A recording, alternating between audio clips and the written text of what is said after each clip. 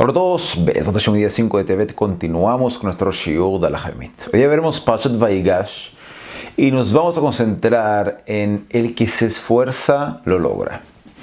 En la parasha pasada, Parashat Miketz, Jacob Avinu no quiso enviar a Binyamin a Egipto junto con sus hermanos por el temor de que le vaya a pasar algo a Binyamin y se quede sin ningún hijo de parte de Rachel, ya que pensaba que Yosef ya no estaba en este mundo. Sin embargo, por el hecho de que el virrey de Egipto, quien era Yosef, había pedido que traigan a Egipto a su hermano pequeño para demostrar de que no eran espías y así poder liberar a Shimón, quien se había quedado como prisionero de garantía hasta que volvieran sus hermanos con el hermano pequeño y demuestren que no son espías, Rubén decidió que no le queda otra que intentar convencer a Jacob que manda a Binyamin con ellos. Y le dijo: Etshene banai tamit. Si es que mandas a Binyamin con nosotros y le pasa algo a Jalila, mis dos hijos serán la garantía de ello. Sin embargo, Jacob no recibió su oferta y se mantuvo en su postura. Pero cuando llegó Yehuda y le dijo a Jacob algo más potente, diciéndole: Anochi ervenu, miadai tevakshenu im lo aviot aveleja, yo voy a ser la garantía de que volverá Binyamin, de mi mano lo demandarás, vejatati leja kol hayamim, y habré pecado contra ti todos los días. ¿Qué significa todos los días? Explican los sabios que Yehuda estaba comprometiendo su vida en este mundo y en el mundo por venir. Es decir, Yehuda estuvo dispuesto a poner en riesgo no solamente su mundo acá, sino que también su mundo por venir, para así poder traer a Binyamin sano y salvo y salvar a Shimón. Y ahí Jacob lo escuchó. Todos preguntan sobre esto: ¿por qué la promesa y la garantía entregada por parte de Yehuda sí fue escuchada y aceptada por Jacob, y en cambio la promesa y la garantía entregada por Rubén no fue escuchada? Y en respuesta, hay quienes dicen que la diferencia entre Yehuda y Rubén es que Rubén prometió y garantizó sacrificar a sus propios hijos en caso de que no traiga de vuelta a Binyamin. En cambio, Yehuda no ofreció sacrificar a sus hijos, sino que ofreció sacrificarse a sí mismo por asegurar la misión, estando dispuesto a perder su mundo acá y su mundo por venir. Cuando algo posee este nivel de categoría, la categoría de tener directa conexión con la propia persona que se encuentra asumiendo responsabilidad sobre algo, automáticamente la persona está dispuesta a dar vuelta a los mundos para lograr la misión a toda costa. Lo cual, en este caso, la misión trataba de traer de vuelta a Binyamin. Y por eso Jacob aceptó al escuchar a Yehuda y no a Reuben. Dado que Reuben, al prometer y garantizar algo que no tiene que ver con su propia persona, aunque se trate de sus dos hijos, igual así, en un caso de extrema dificultad, donde aparentemente se ve que no hay solución, el hecho de que las consecuencias no lo involucren a él mismo hace que sea propenso a darse por vencido. Acá tenemos un hidush muy grande, una novedad muy grande. Y es que, si bien hay situaciones donde todo se ve como si ya no se puede, se han cerrado todas las puertas del negocio, se ve todo oscuro, como por ejemplo en este caso, donde Yosef encontró la copa que se había perdido de su cuarto, ya que sabemos que en realidad Yosef quiso ponerla ahí, dentro del bolso de Binyamin, y decretando de forma inmediata, decretó Yosef ahí, que Binyamin se queda preso en Egipto por su robo y el resto de los hermanos vuelven en paz donde su padre, tal como se escribe en la Torá, donde nos dice Yosef que Binyamin se queda acá, ve'atem alu shalom el avichem, y ustedes suban a la paz con su padre. Lo cual, no nos olvidemos que se daba de un comando de Yosef Atzadik, quien en aquel tiempo era el virrey de Egipto, la potencia mundial más grande de aquellos tiempos. Y si es que él decretaba algo, el virrey de Egipto claramente no iba a retractarse de su decreto.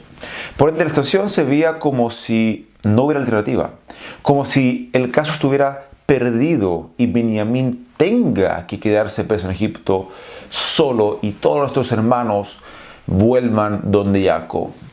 Sin embargo, Yehuda, a quien la situación le estaba involucrando de forma personal, hizo un esfuerzo que ninguno de los hermanos hizo. Y toda la energía y la fuerza de él le invirtió para recuperar a Binyamin de las manos de Yosef, sin importar el precio que signifique. Y no estaba dispuesto a dejar el lugar sin traer de vuelta a Binyamin. Está escrito en el Midrash que al momento en que Yosef demostró que se niega en liberar a Binyamin en contra de la petición de Yehudá, fue Yehudá y le dijo a sus hermanos: nosotros somos 10. Baruch Hashem, somos todos adultos y fuertes, Giborim. Dividamos Egipto en 10 pedazos y cada uno de nosotros ataca el sector que le tocó. Reuben va a ser responsable del sector 1.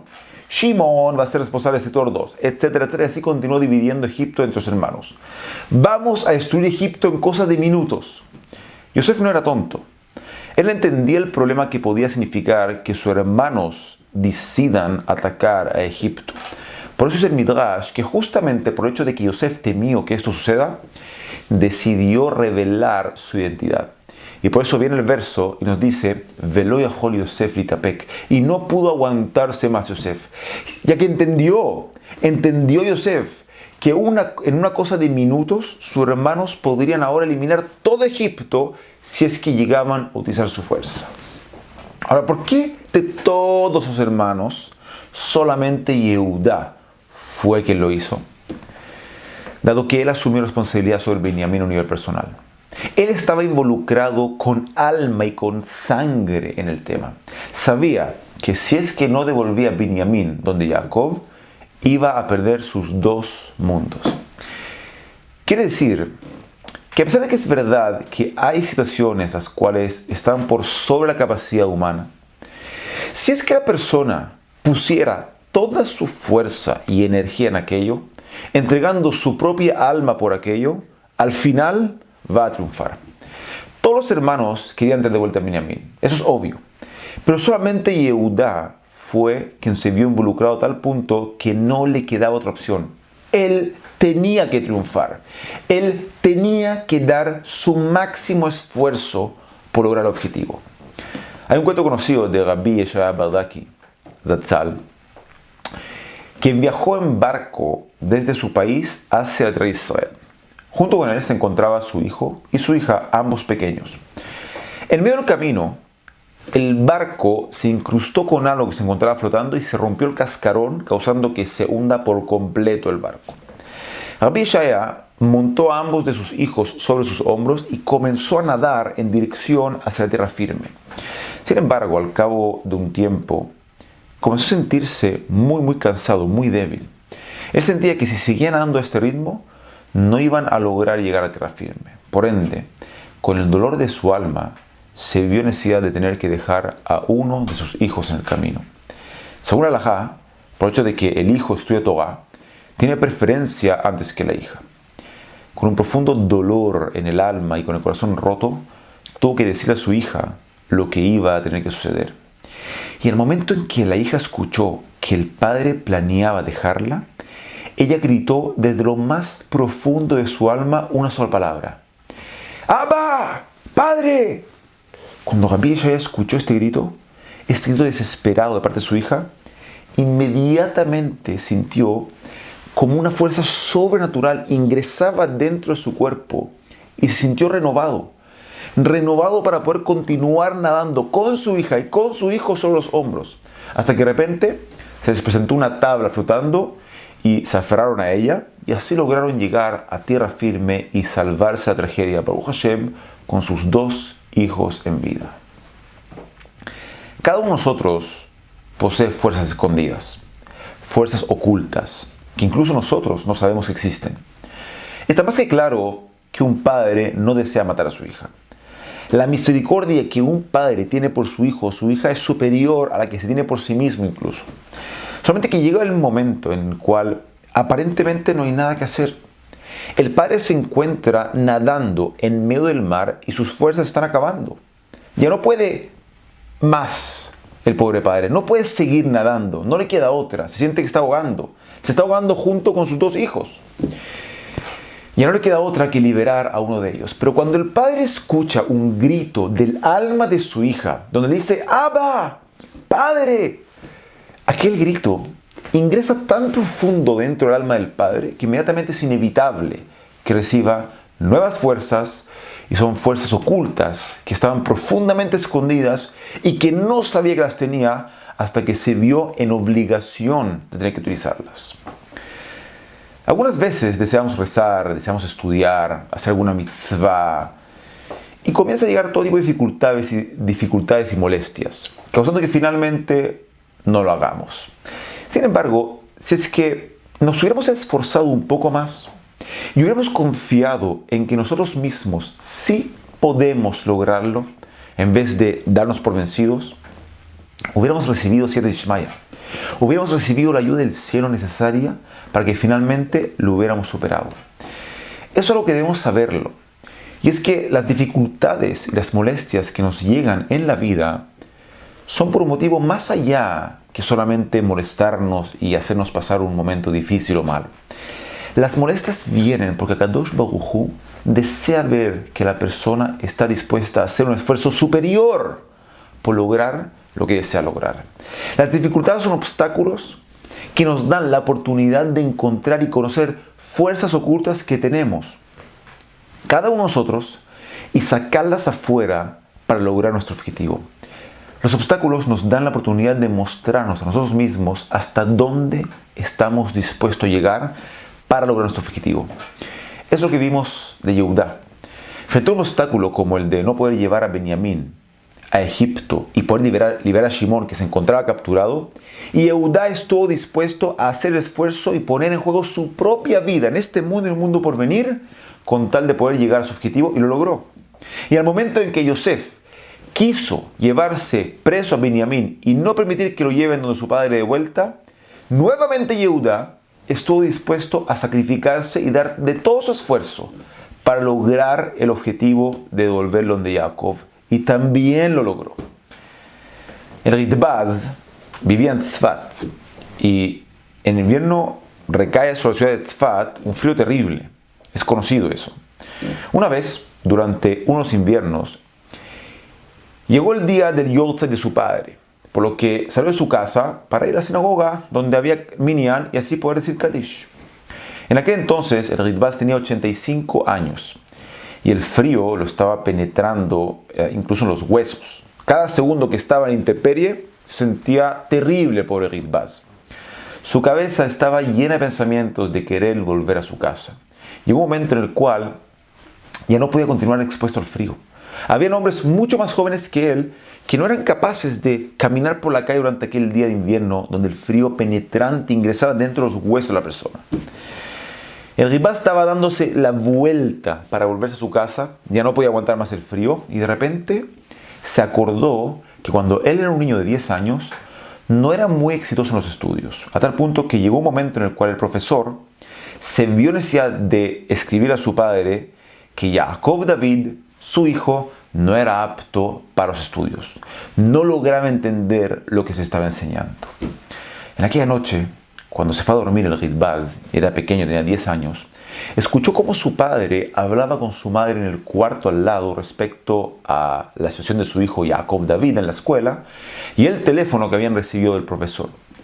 Y escucha cómo el padre le dice a la madre: quizás debamos contratarle un profesor particular a nuestro hijo. Y la madre, con una voz de dolor, le contesta al padre: no tenemos dinero para hacer eso. Tú sabes que igual así apenas podemos vivir. Y el padre contesta a la madre: es verdad, pero tenemos un horno calefactor acá, vendámoslo. Vendamos aquel horno y tendremos dinero para pagar un profesor que le ayude a los estudios a nuestro hijo Jacob David por lo menos 6 meses. Ellos no vivían en un lugar tropical donde el frío pasa desapercibido, sino que vivían en Rusia, donde se vive uno de los inviernos más crueles y más duros del mundo. El frío en Rusia puede llegar a menos 20 grados Celsius o incluso menos 30 grados Celsius. Sin embargo, igual así, los padres del Ritbaz no lo pensaron 2 veces respecto a si vender el horno calefactor o no, sino que inmediatamente lo vendieron y estuvieron dispuestos a sentarse en el frío con tal de que su hijo pueda tener un profesor particular que lo ayude en sus estudios y así pueda crecer y ser uno de los grandes de Am Israel.